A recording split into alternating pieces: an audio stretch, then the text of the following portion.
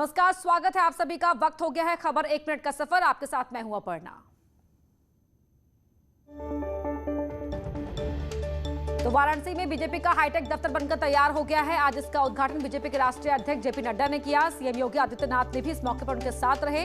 रोहने में बने काशी इलाके के इस ऑफिस से 14 लोकसभा और 62 विधानसभा क्षेत्रों को डील किया जाएगा। ये दफ्तर करीब 4 करोड़ रुपए की लागत से बनकर तैयार हुआ है।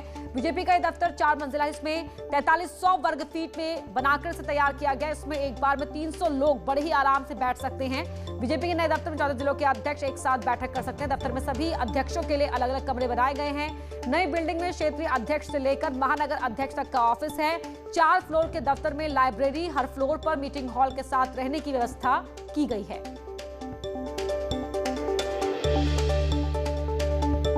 जिन मूल्य और सिद्धांतों के लिए पार्टी के संस्थापक और पार्टी का नेतृत्व निरंतर पूरी प्रतिबद्धता के साथ सम और विषम परिस्थितियों का सामना करते हुए कार्य किया है, उन्हें मूल्य और सिद्धांतों को आगे बढ़ाने के लिए हर कार्यकर्ता निरंतर आगे बढ़ेगा और लाभार्थी परक योजनाओं के सभी नागरिकों को भी पार्टी के मूल्य और सिद्धांतों के साथ जोड़ करके हम पार्टी के इस विस्तार को और एक नई ऊंचाइयों तक पहुंचाने का कार्य करेंगे।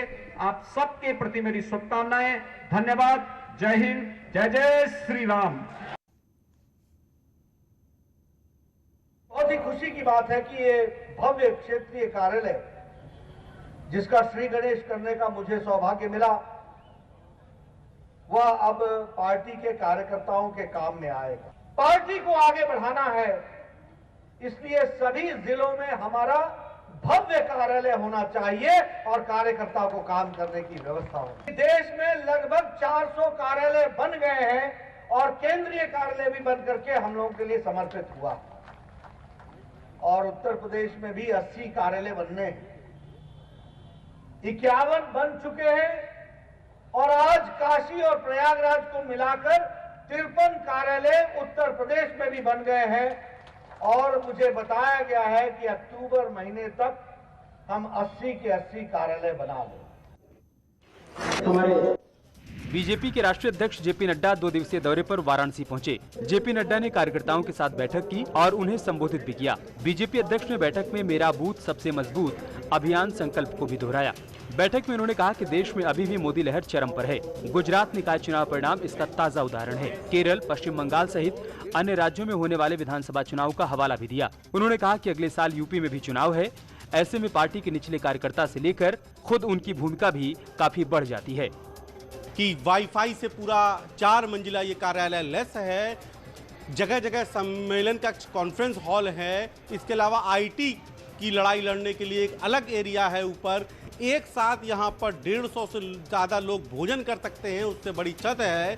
इसके अलावा अलग अलग महानगर अध्यक्ष, क्षेत्रीय अध्यक्ष, संगठन मंत्री, तमाम सारे लोग जो बड़े पदाधिकारी हैं संगठन के, उनके कमरे अलग हैं। यानी कि रणनीति बनाने के लिए जगह भी खूब है और काशी का माहौल भी इस समय चुनावी है। चुनाव का बिगुल आज की तस्वीरें ये बता रही हैं कि बच गया है।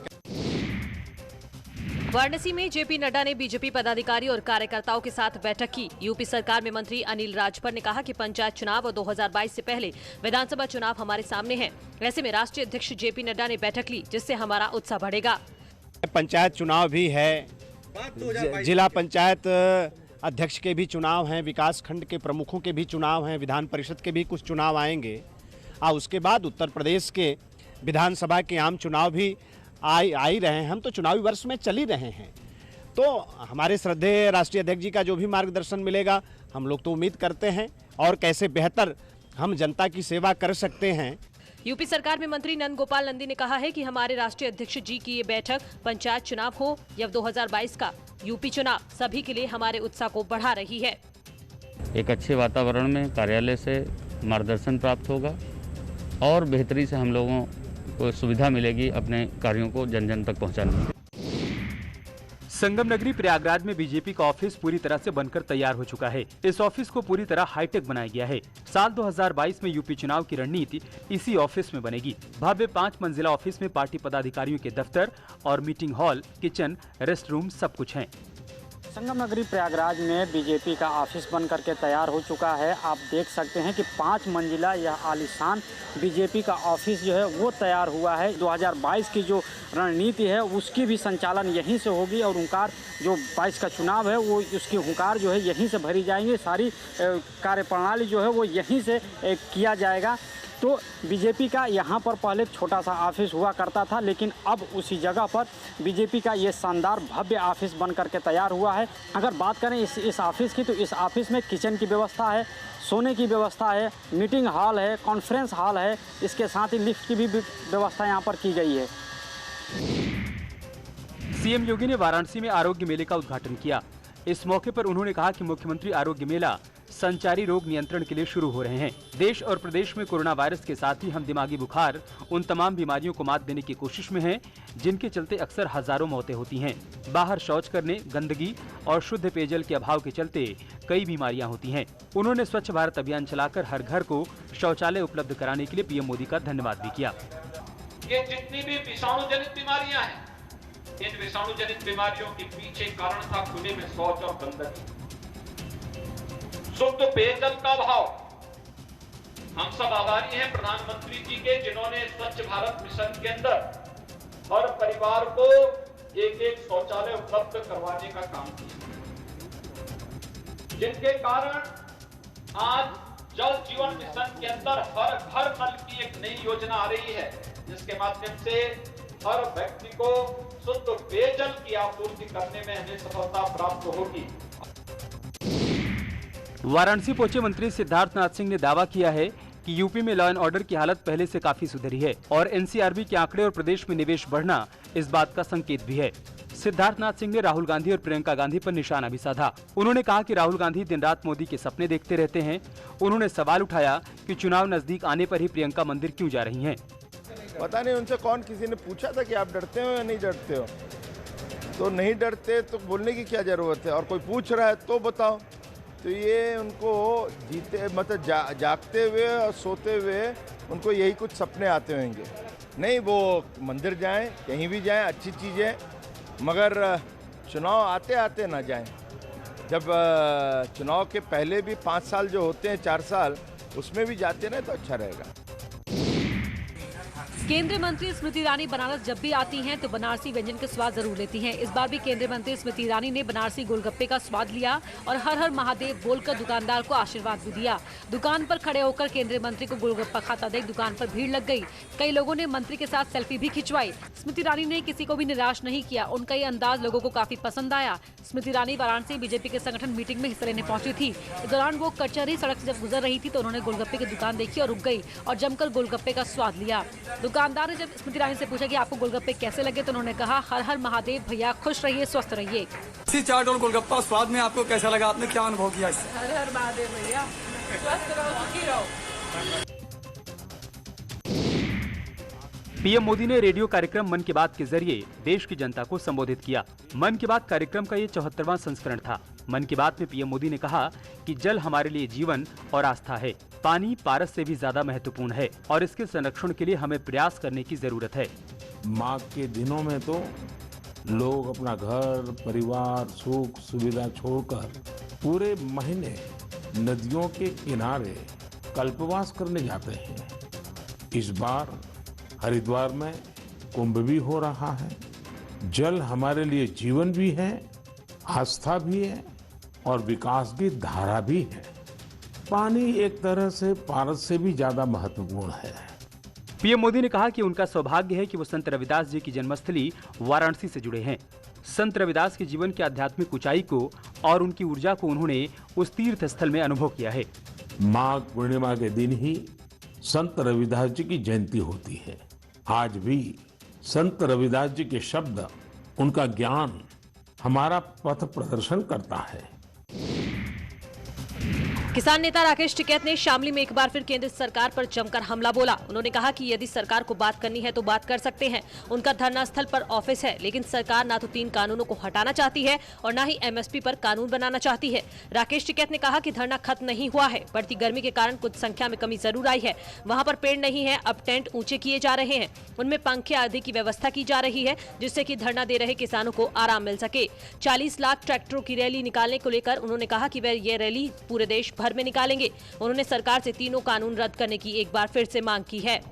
पूरा बिल खत्म करवाएंगे। ऐसा कौन सा क्लॉज है जो मतलब नहीं कर रही सरकार, मतलब जब मैक्सिमम कर दी है तो सारा ही खत्म करते हैं। बगैर बुझे था जे आप कानून बनाओगे और फिर कहोगे जिसमें बताओ कमी क्या है। जब पूरा ही कानून काला है तो बदल दो। अनाज को तिजोरी में बंद करना चाहते हैं, भूख पे देश में व्यापार होना करना चाहते हैं, तो वो नहीं होगा। यूपी में कल से 60 साल से ऊपर के लोगों को कोरोना का टीका लगाया जाएगा। यूपी के सभी 75 जिलों में 3-3 सेंटर पर कल सॉफ्ट रन होगा। एक सेंटर पर 100 लोगों को टीका लगाने का लक्ष्य है। लखनऊ के KGMU लोहिया संस्थान में कल 60 साल से ऊपर के लोगों का टीकाकरण होगा। लखनऊ में कल प्राइवेट शेखर अस्पताल में भी टीकाकरण का कार्यक्रम है। प्रधानमंत्री जन आरोग्य योजना के तहत रजिस्टर्ड हॉस्पिटल में 4 मार्च टीकाकरण होगा। डॉक्टर की सलाह पर 45 से 59 साल के बीमार व्यक्तियों को भी टीका लग सकेगा। कल के वैक्सीनेशन में जो हमारे सरकारी चिकित्सालय हैं वहाँ पर तो ये पूरी तरीके से निःशुल्क है, लेकिन प्रधानमंत्री जन आरोग्य योजना के तहत जहाँ पर वैक्सीनेशन होगा वहाँ लाभार्थी से 250 रुपये लिए जाएंगे। 150 रुपये भारत सरकार के द्वारा एक अकाउंट दिया गया है, वो इलेक्ट्रॉनिकली वो चिकित्सालय ट्रांसफ़र करेगा। उसकी रिसिप्ट देखने के बाद ही उनको वैक्सीन दी जाएगी और वैक्सीनेशन का कार्य man power, AD syringes, card, इन सब की व्यवस्था करने की AEFI, इन सब की जिम्मेदारी जो है वो उस संबंधित चिकित्सालय की होगी। इटावा कोतवाली के कबीरगंज में समाजवादी पार्टी के पूर्व सभासद के भाई जितेंद्र वर्मा और मोनू की हत्या का पुलिस ने खुलासा कर दिया है। पुलिस ने 3 हत्यारों को गिरफ्तार करने का दावा किया। इटावा के पुलिस अधीक्षक नगर प्रशांत कुमार सिंह ने पत्रकारों को ये जानकारी दी। 25 फरवरी की रात 10 बजे के आसपास जितेंद्र वर्मा की उस वक्त गोलियां मारकर हत्या कर दी गई थी, जब वो बाइक से अपने घर रात के अंधेरे में वापस जा रहा था। 25 फरवरी की रात में मोनू वर्मा नामक व्यक्ति जो रात्रि में अपने घर वापस आ रहे थे मोटरसाइकिल से, उन्हें उनके घर के पास ही कुछ बदमाशों के द्वारा घेरकर उन्हें गोली मार दी गई थी, जिनकी मृत्यु मौके पर हो गई थी। आज इस घटना का सफल अनावरण हुआ है और इसमें 3 अभियुक्तों की आज गिरफ्तारी हुई है। गिरफ्तार किए गए अभियुक्तों का नाम है बेटू चौधरी, इसरार और रानू। इन अभियुक्तों के पास से 2 तमंचे और 2 कारतूस भी इसमें बरामद हुए हैं। कुशीनगर में जमीन के विवाद में गोली चल गई। गोली एक शख्स के पैर में लगी। घायल शख्स को अस्पताल में भर्ती करवाया गया। खेत में काम करते वक्त विवाद हुआ था। गोली मारकर आरोपी मौके से फरार हो गया। मौके पर पहुंची पुलिस मामले की जांच पड़ताल कर रही है। तरिया सुजान थाना क्षेत्र के बेदुपार मुस्तकिल गाँव का ये मामला है। दोनों तरफ से ईंट पत्थर भी चले और लाठी डंडों से भी हमला किया गया। मथुरा में 2 लोगों के बीच सड़क पर मारपीट हो गई। काफी देर तक दोनों गुत्थम गुत्थी करते रहे। इस दौरान एक शख्स ने दूसरे पर ताबड़तोड़ वार किए। इस मामले में पुलिस के रवैये पर भी सवाल खड़े हो रहे हैं। इस दौरान वहां से निकल रही पुलिस की गाड़ी को देखकर पिट रहा युवक गाड़ी के सामने पहुंच गया और पुलिस कर्मियों से मदद के लिए गुहार लगाने लगा, लेकिन पुलिस ने गाड़ी नहीं रोकी और आराम से आगे निकल गए। ये वीडियो मथुरा के BSA कॉलेज रोड का बताया जा रहा है। शाहजहांपुर पुलिस को मादक पदार्थों की तस्करी करने वालों पर शिकंजा कसने में कामयाबी मिली है। पुलिस ने 12 लाख की अफीम के साथ तस्कर को गिरफ्तार किया है। बताया जा रहा है कि ये तस्कर अफीम की खेती करने वाले किसानों से सस्ती दरों में अफीम लेकर सप्लाई करते थे। मामला थाना जलालाबाद इलाके का है। उनके पास से कुल 305 लीटर अवैध देसी शराब की बरामदगी की गई है। 2000 लीटर लहन बर्बाद की गई और 4 भट्टियां बरामद हुई है। एटा में पुलिस ने 4 शराब तस्करों को गिरफ्तार किया है। इनके पास से 700 पेटी शराब जब्त की गई है। ये लोग 3 गाड़ियों में इसे छिपाकर हरियाणा से बिहार ले जा रहे थे। पकड़ी गई शराब की कीमत करीब 52 लाख रुपए बताई जा रही है। पुलिस ने 4 शराब तस्करों को जेल भेज दिया है और इस धंधे से जुड़े बाकी लोगों की तलाश शुरू कर दी है। GT रोड पे चेकिंग के दौरान शराब तस्करी में संलिप्त 3 वाहनों को पकड़ा है, जिनमें 3 आरोपी गिरफ्तार हुए हैं और इनके कब्जे से ये अंग्रेजी शराब तस्करी के लिए जो सोनीपत हरियाणा से बिहार के लिए ले जाई जा रही थी। यहाँ रुक रहे एक छोटे से ब्रेक के लिए। गाजियाबाद के पौष इलाके राजनगर में 4 बदमाशों ने एक व्यापारी के घर पर धावा बोल दिया और हथियारों के बल पर डराकर घर में रखी लाखों की ज्वेलरी और करीब 1.5 लाख कैश लेकर फरार हो गए। बदमाशों की जाने के बाद परिजनों ने इसकी सूचना पुलिस को दी। इसके बाद पुलिस के आलाधिकारी भी मौके पर पहुंचे और मामले का खुलासा करने के लिए 3 टीमें गठित की गई। एसएसपी कलानिधि नैथानी ने बदमाशों को जल्द गिरफ्तार करने का दावा किया है। पुलिस इलाके में लगे सीसीटीवी के फुटेज खंगाल रही है। अर्ली मॉर्निंग लगभग 4 बजे के आसपास और यहाँ पर कुछ बदमाश आए थे। बदमाशों ने जो है बलपूर्वक जो है इनके घर से 9 ज्वेलरी आइटम और 1.5 लाख रुपये जो है बलपूर्वक इनसे लूट लिए गए हैं और जो संदिग्ध लोग हैं उनकी धरपकड़ जारी है और शीघ्र ही घटना का नाम रख कर दिया। मथुरा में सोनई रेलवे स्टेशन के पास गैस कैप्सूल से गैस लीक होने से अफरा तफरी मच गई। आनन फानन में पहुंची पुलिस ने रिफाइनरी की टीम को खबर की। सूचना पर पहुंची टीम ने रिसाव को बंद कर गैस कैप्सूल को आगे रवाना किया। भारत पेट्रोलियम का गैस कैप्सूल बीना सलेमपुर डिपो जा रहा था, तभी सोनई रेलवे स्टेशन के पास गैस लीक होने की जानकारी मिली। ड्राइवर ने इसकी सूचना पुलिस को दी। वहीं सूचना पर पहुंची रिफाइनरी और सलेमपुर डिपो की टीम ने संयुक्त रूप से लीकेज को ठीक किया और फिर गैस कैप्सूल को आगे के लिए रवाना किया गया। अज्ञात वाहन ने पीछे से टक्कर मार दी, जब टूट गया। इमीडिएटली रिस्पॉन्ड किया ड्राइवर ने, प्लांट को बताया, प्लांट को और अपना कोऑर्डिनेट करके और फायर टेंडर्स अवेलेबल हैं। अभी लीक अरेस्ट हो गई है, अभी फिलहाल खतरे की कोई बात नहीं है, वेट कर रहे हैं। अभी दोबारा कोटिंग करेंगे, उसके बाद गाड़ी प्लांट के लिए डिस्पैच हो जाएगी यहाँ से। तो कोई हादसा वगैरह तो नहीं, कोई हादसा नहीं हुआ, कोई इंजरी नहीं है, सब कुछ सेफ है। ड्राइवर ने बढ़िया अपना सूझबूझ का परिचय देते हुए गाड़ी को साइड में लगवाया और हमारे प्रशासन का बहुत अच्छा सहयोग रहा। आगरा के ताजमहल की खूबसूरती की पूरी दुनिया कायल है, लेकिन इन दिनों ताज पर कुछ जगहों पर हरे दाग दिखाई देने लगे हैं। पुरातत्व विभाग के मुताबिक जैसे ही मौसम बदलता है, यमुना नदी के पानी में कीड़े पनपने लगते हैं। ये कीड़े उड़कर ताजमहल पर आके बैठ जाते हैं। ये कीड़े जो गंदगी फैलाते हैं, उससे संगमरमर पर हरे दाग लग जाते हैं। इससे ताज को कोई नुकसान तो नहीं पहुँचता, लेकिन हाँ, इसकी खूबसूरती पर जरूर असर पड़ता है। पुरातत्व विभाग भी समय समय पर इन हरे दागों को साफ करता रहता है। ये गोल्डी कायरोनोमस कीड़ा है और ये स्टडी से पता लगा ये टाइम टू टाइम सीजनल आता है, कुछ समय के लिए आता है और अब जैसे ऑप्टिमम टेम्परेचर हो गया है और ये कुछ 10-15 दिन के लिए रहेगा और उसके बाद अपने आप ही जो है ये हट जाएगा। ताजमहल को बहुत नुकसान तो नहीं है, ये भी स्टडी हमने करी है, लेकिन हाँ ये ज़रूर है कि वो जो उसमें जो अपना उत्सर्ग करता है उससे थोड़ा सा जो है कलर जो है वहाँ पे हरे रंग का आ जाता है, उसको हम जो है टाइम टू टाइम साफ कर देते हैं। इस बुलेटिन में इतना ही। खबरें जारी हैं।